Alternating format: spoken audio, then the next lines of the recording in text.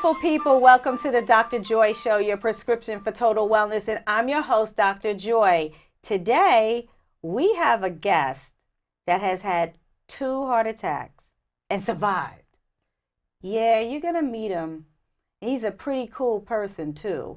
But before we get started, you know what we do on the Dr. Joy Show. We take it down with 3 deep breaths. Are you ready? Inhale. Exhale. Inhale. Exhale. Last one. Inhale. Exhale. How do you feel? I know I feel great. I want to welcome Dan Winegar to the Dr. Joy Show. Dan, welcome. Thank you, Dr. Joy. It's a pleasure. You have experienced 2 life traumatic instances. Mm-hmm. For many people, surviving 1 heart attack would be successful, but you survived 2. And, you know, I have to applaud you because, and like we were outside and I was actually, you know, bowing to you, paying you homage, because you turned your obstacle, as you would call it in your book, to an opportunity.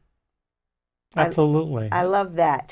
So you've had 2 heart attacks and are no longer a candidate for bypass surgery. That's true. When I had my first heart attack in 2003, I ended up flying to the Cleveland Clinic where they did quintuple bypass surgery.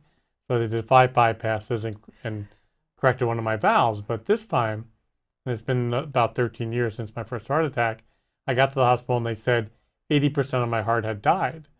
So wait, whoa. Okay, so if we think of a heart, which is the hardest working muscle in the body, and they said that 80% of your heart has died, that means you only have 20% that's alive? Right, so there's no place to bypass to. I mean, normally you have a blockage. Right. They bypass around the blockage to another healthy part of the heart. Right, or they do a stent or something. Right, or they put a stent in. In this case, that wasn't possible because there's no place to bypass to. There's no reason to stent, and there's no miracle drugs to send me home on. So they had a nice list of things they couldn't do. But then we looked at our what else was out there, and we found other opportunities.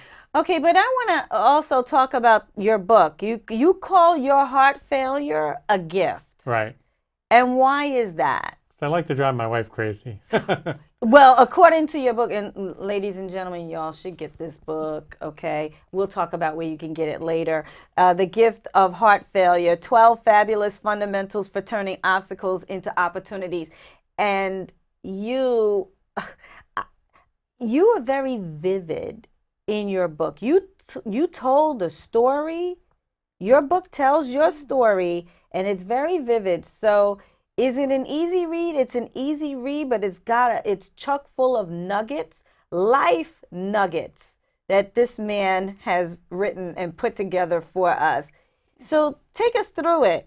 You were grabbing the sink in your beautifully appointed bathroom in Westfield, New Jersey. I get that. And then next thing you know, you're on the floor, you know, looking at a porcelain bowl. Right. And then they come and get you. Right. Your wife shakes you, right? Right. So I thought, you know, I like looking in the mirror because I'm so pretty. But I was looking in the mirror and I was dry heaving and I was just exhausting. And I was just looking out the window and thinking of Passover, how the angel of death passed over that window. Right. But I thought, you know, they're passing over me today because I didn't die. But when I was lying on the floor and I was being shaken, I thought it might be the angel of death coming to get me. It's actually my wife. And she was screaming at me, "Why are you sleeping on the bathroom floor?" Which is a fair question. I don't normally sleep there. Right. So she asked me why I'm doing there, and I really didn't know what was going on or how to answer her. And I didn't understand the panic in her eyes. So she ran off to call 911. Mm-hmm. And then, as I talk about in the book, you know, in a joking manner, usually like a little privacy in the bathroom. Before I knew it, there was 20 first responders in the bathroom, Yeah. and I was the center of attention. Right. Right, and you you were cognizant of that there were people around you, but you kind of had an out of body experience. Well, I speak about that a little bit further in the book, but no, at that point I was just bewildered. I didn't know Okay, why I was getting all this attention. I didn't know, what was going you know, on? 80% of my heart had died. I didn't find that out till I got to the hospital. How many days did you spend in the I hospital? spent 55 days in 3 hospitals. 3. Yeah, just a few hours at Overlook, then to Morristown for the majority of the time, and then Kessler Hospital to learn how to walk again because I couldn't walk by the end of this ordeal, and how to get dressed, and how to shave, and how to take care of yourself. Yeah. Getting used to this machine, which I guess we'll talk about a little Yes. later, takes a little getting used to. Well, but you really give high praises to Morristown Memorial. Oh, absolutely. I'm a Yeah, big they're fan. your success team. They have it's called the Heart Success Mm-hmm. Unit. It used to be called the Heart Failure Unit, but they changed the name because they Well, deal with, yeah. right, they deal with people with heart failure, which I'm a heart Right. failure patient, Right. but they call themselves Heart Success. So, how did you heal? I know the body heals itself, but how did Dan heal? Well, like the title says, I looked at this as a gift. And Right? I got so many gifts from this heart failure, and it was I look at it as a blessing of sorts. Mm-hmm. I got Another chance? and I got another chance at life. I got the deeper relationships with my wife and daughter, more significant relationships with my friends and family. Mm-hmm. The heart failure brought my family together, brought friends to my bedside and to my phone Right. that I hadn't seen in years. Right. My community, whether it was just Westfield, where I live, or the world, around the world, I was getting messages from people that were following me on Facebook. Aw. And it just it taught me about myself. I mean, there's so many gifts. It taught me how to deal with things and the lessons I learned while I was in the hospital. It really was one of the best gifts of my life. Did you ever feel as though through your 55 days while you were in the hospital, did you ever feel like you wanted to give up? I never wanted to get, but it's funny that makes me think of how certain people thought I was going to die when I was in the hospital, which I guess is understandable. Well, yeah, 80% right? dead, 20% alive. Right. But either I'm too dense, or I'm lucky, or I just never thought of myself Wasn't your time. right as dying. So, and I never gave up. I mean, some days were difficult, but you just did that one task in front of you that they ask you to do to get to the next day, or just accomplish that one thing. And it's one of the more important things I talk about in the book is being able to shift your perspective. Mm-hmm. And that's where I might have talked about having an outer body experience. Right. Where I try to leave my body and look down at the situation unemotionally. So I'm not so upset about it, and just do what I have to do that day to get to the next day. Right. You know, I talk about in the book looking at the problems as if it was your best friend's problem. So then you can be a little more objective. You tell your best friend you're going to make it, just do what they tell you to do. In 3 months, you know, it's all going to be behind you. So you took a dose of your own medicine, really? Right. So Yeah, you really, a dose of your own advice, I should say. right. You really got to remove the emotion. Mm-hmm. You got to take a different perspective. And But that's extremely hard to do. it's hard to do when you're in it because you're so wrapped up in it. Right. Another part of the book, which you might have read, is something that happened to me when I was in college, where they gave everyone in class a sheet of paper, big sheet of paper with a black dot on it. Mm-hmm. They said, write about this. Mm-hmm. Everyone in the class wrote about it, and they all wrote about the black dot, what size it was, how dark it was, where it was. Every person in the room wrote about the black dot. Right. Teacher collected the papers and said, nobody wrote about the majority of the piece of paper, which is the white space around the black dot. Right. And the black dot to me represents your problems, your obstacles in life. Sometimes that's all you see. Right. You have to back up a little bit Mm-hmm. to see the rest of the picture. So yes, I had heart failure. Yes, my 80% of my heart was died. But if I step back a little further, I could see other opportunities and how to get past this obstacle. So you got to step back, see the whole picture, remove your emotion, Absolutely. and then you have a better way to deal with the problem. Absolutely, because your thoughts control your feelings, and your feelings are controlled by your thoughts, feelings, actions, and then from your actions there are results. Right. Because you're doing something, and then from that doing of that thing, that action, there's going to be a result. So if you want a good result, or a result of success, that means your thoughts and feelings have to be positive. Right. And the results don't have to be huge results. No. Oh, Yeah. anything that's good. It could be from the smallest minuscule thing to something that's Right. monumental and giant for you. Right. Because what you may think is small may be huge, might be an epic proportions to somebody else. I have and vice examples, versa. all through those 55 days, because when you first come out and you're in intensive care, you're Yeah. like in the most intensive care. Right. No clocks, no windows, a nurse 24/7 by your bed. Right. You just got out of this traumatic surgery. Right. So just a little accomplishment there is turning. Right. Just moving your body. In fact, when you wake up, you got that ventilator in your mouth. Right. And they ask you to wiggle your toes and fingers. Right. So they can remove that. Right. They want to know you're there. So just doing that's an accomplishment, because that's huge. a very strange feeling. You can hear the people around you, but you can't move yet. And they're talking about you, and they're telling you to move your fingers and toes. And you really want to do it. And then eventually you're able to. And then they remove the ventilator, and life goes on.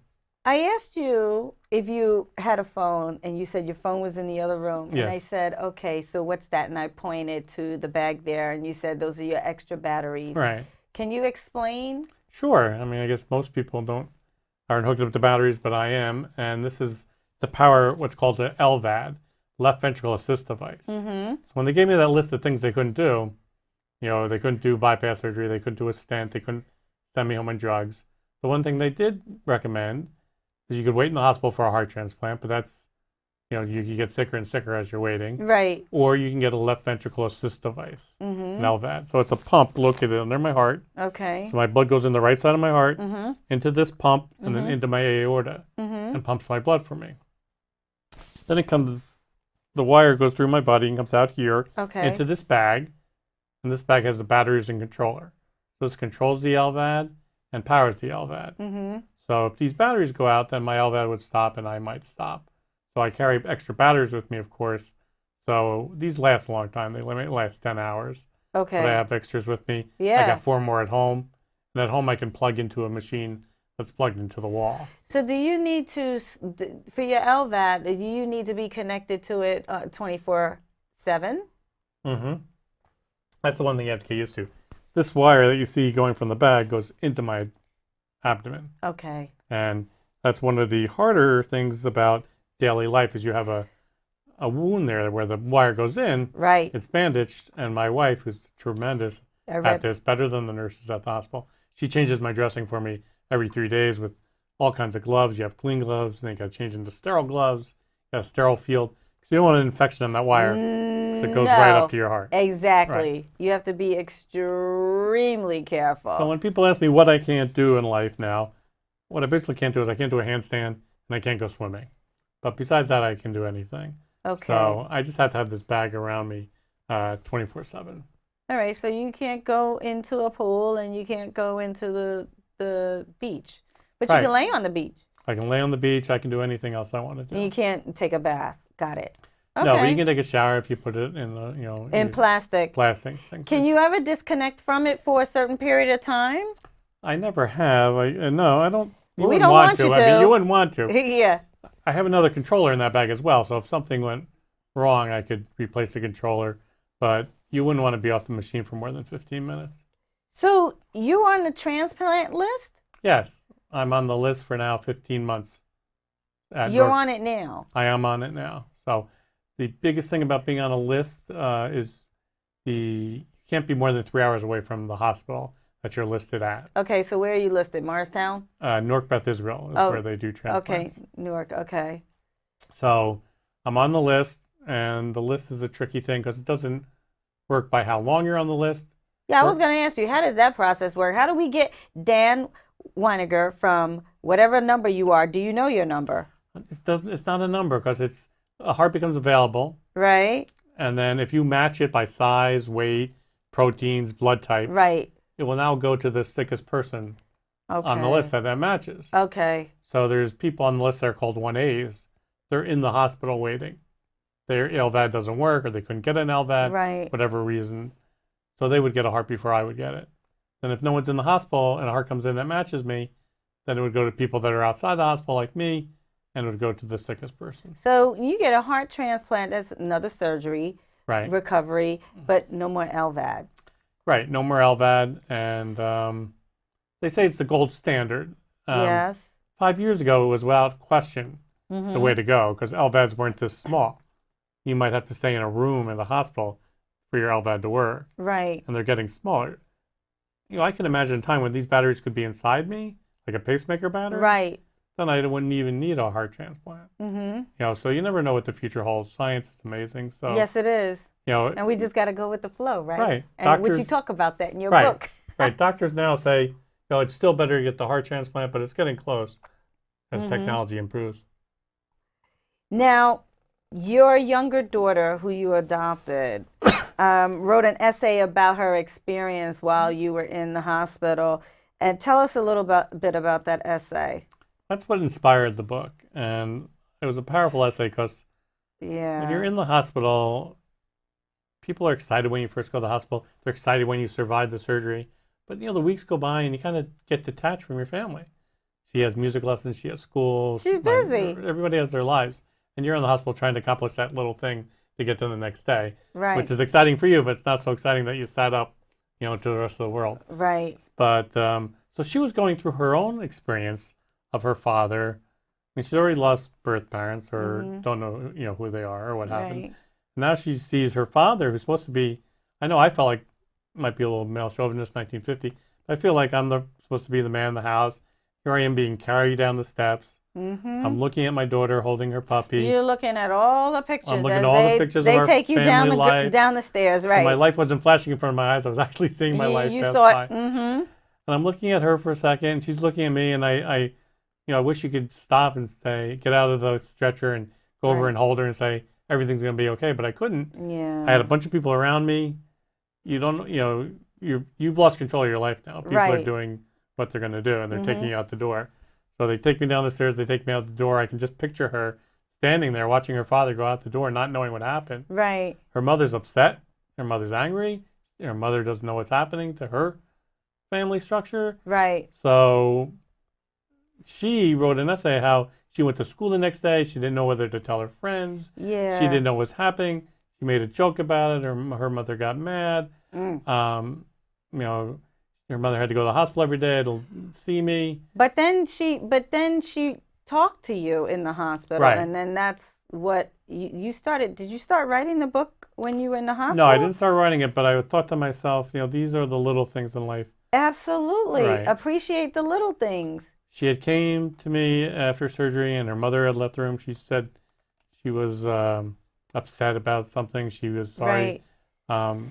Something she did that she wasn't proud of, and one of those things was she didn't say she loved me or whatever when they were rolling me down to the room, but she wasn't expressing her feelings well, and she didn't know how to handle the stress of what was going on.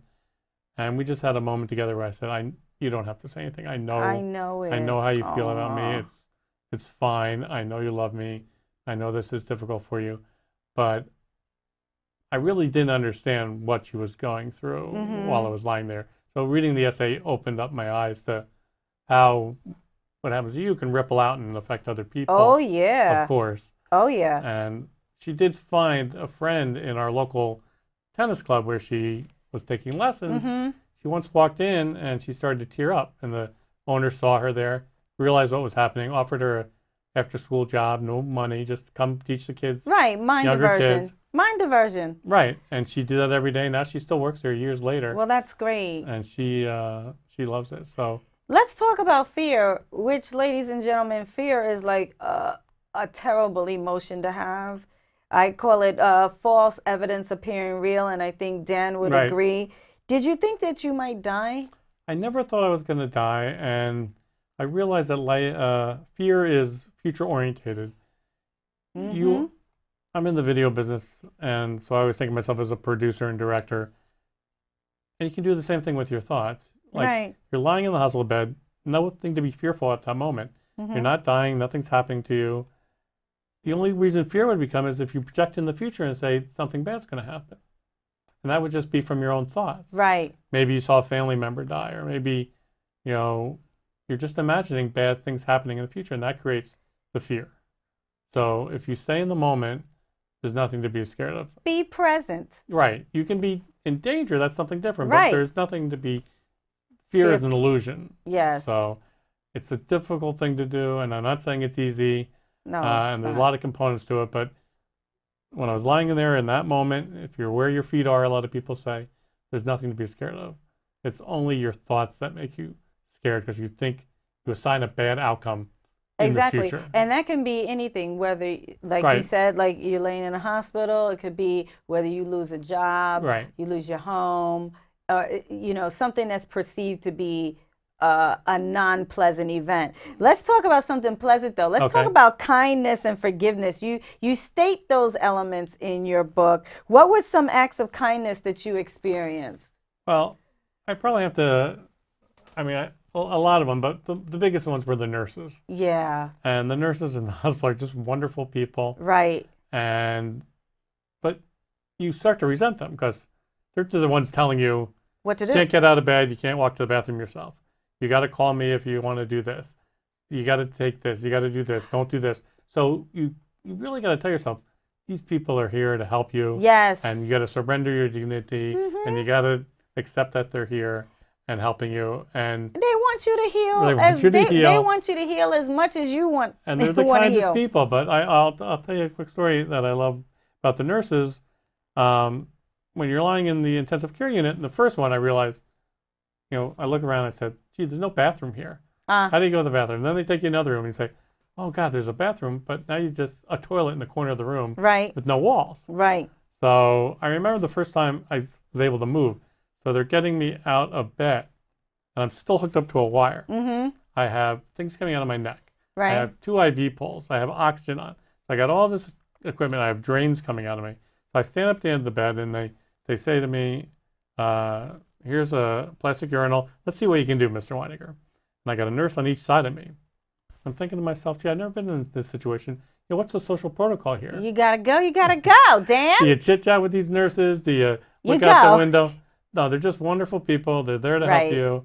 And we had a successful event there. But the story, the nurses are just wonderful people, and I really appreciate it. I still go back and visit them to try to tell them what they meant to me. Well, no, that's great. So you have, through this experience, you probably have a lot of points or elements of gratitude. A lot of gratitude. And you mentioned forgiveness earlier. Yes. Forgiveness is one of the keys because it's associated with living in the present moment. If you're angry about something, whether it's with somebody else or yourself. Well, who were you angry? Who did you have to forgive? Well, if you're angry with other people, you can't be living in the present moment. That's right. Because you're thinking, what could I have done differently or said differently back in the past to avoid this event that's happening? Or you fantasize, what could I do in the future? Right. Because of this, how I was wrong. So there's no one particular in this event. You know, other things that happened through my life where I've been angry about something, and I realized it wasn't the people I thought were doing anything. It was myself. And being angry takes you out of the present moment. Right. But you can also be angry at yourself when you're in the hospital. If I didn't have that French fry yesterday, would I had that heart attack today? Oh. You know, and you blame yourself, saying, "Gee, I had the chance to eat right. I could have exercised more. I didn't. Now I'm going to take Eliza's father away. I'm going to die. My daughter won't have a father." So you're mad at yourself. Yes. So you got to forgive yourself. Yes, you do, and notice that you can't unscramble eggs, or it's done. So you have to. You don't want to look in the rearview mirror. Live in the past. You want to look forward. So, do you have one lesson that you've learned that is most important about overcoming obstacles? We talked about it a little bit already, but it's perception. And I don't know who said this, but a lot of people have said it. If you look at something differently, the thing you look at will change. Now, it's not an exact quote, but it's very true. Say that one more time, whatever so everybody can get that. Whatever you look at in life, whether it's an object or a belief, if you look at it differently, that object or that belief will change. So I like to use the example of a pen. You know, a pen could kill somebody if you stab them with it. It could write a beautiful love letter. That's true. It could be a tracheotomy and save someone's life, open someone's airway. Right. So you just look at that object differently, it changes.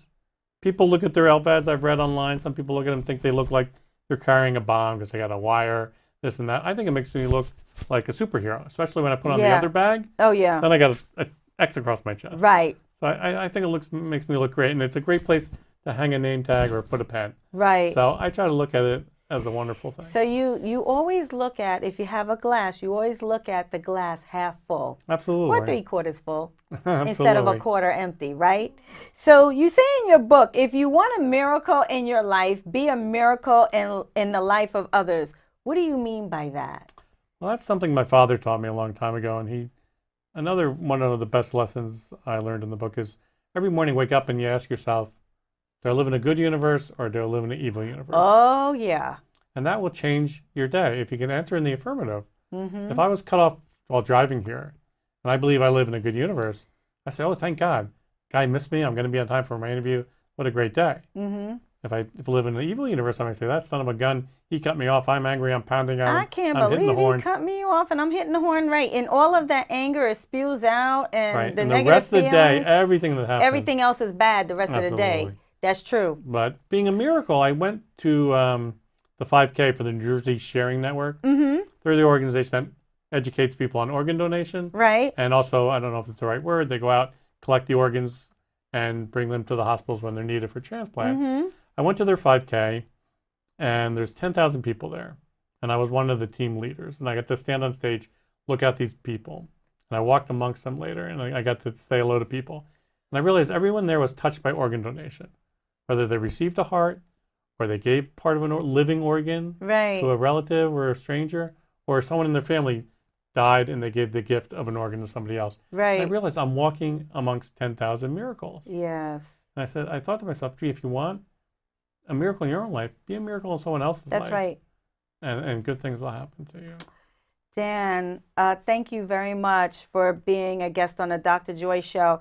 I want you to continue to be an inspiration to others and for you to share your story. I call it the Shattered Glass Impact because, yes, it happened to you, but now when you share your story, it's not about you. It's about the nuggets that when you share your story, other people can take away, the positive things that they can take away. So thank you for sharing your story. Where can we get the gift of heart failure? It's available on Amazon. Yeah. You can either go to Amazon and look up Dan Weiniger, or look Okay. up the title, The Gift of Heart Failure. You can get it as a paperback like you see here, or it's also available to download to your phone or iPad. Okay. Well, everybody has that, and I want to thank you once again. Now, ladies and gentlemen, we are going to encounter obstacles every day. Maybe some days more than others, because that's life. Dan has showed us how to turn our obstacles into opportunities, and that's what I charge you with. Until next time, be blessed, stay healthy. See ya!